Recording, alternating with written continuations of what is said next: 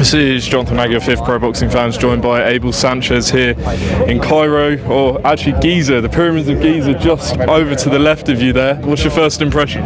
You know what, we were here on, I think we took a tour on Tuesday, and it was very impressive. Obviously, I'd never been here before, and to be able to walk amongst things that you've only seen on TV and in newscasts, it was very, very humbling.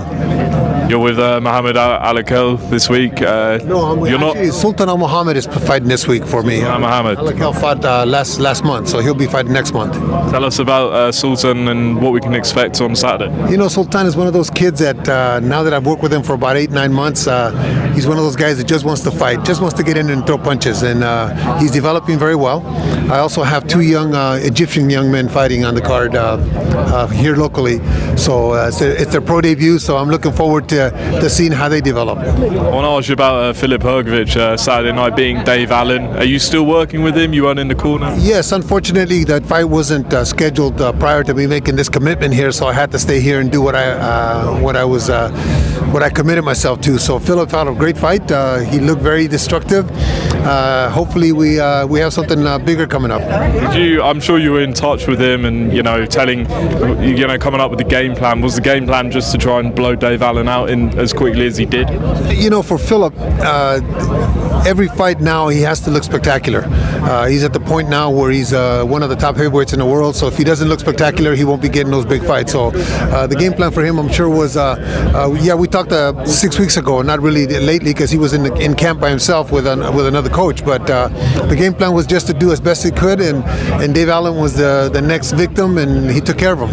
The talk is that he's going to fight Moses Itauma in August. That could be the toughest fight in the heavyweight division at the moment. What's your thoughts on Hrgovic Itauma? I think that's the toughest fight for everybody in the division right now. He's a young up and coming. He hasn't fought anybody really in the top 10, but he looks destructive against the guys that he fights. Hasn't been signed, so until that gets signed, there's no really any reason to predict what would happen or what might happen. Until that gets signed, we'll figure that out. So you've been impressed by Moses so far? Well, absolutely. He's a young Mike Tyson. Mike Tyson was doing the same thing when he came up until he met somebody that wasn't afraid of him, and Filip wouldn't be afraid of him if he fought him anyway. I just want to ask you a couple more. Anthony Joshua, Tyson Fury is signed now.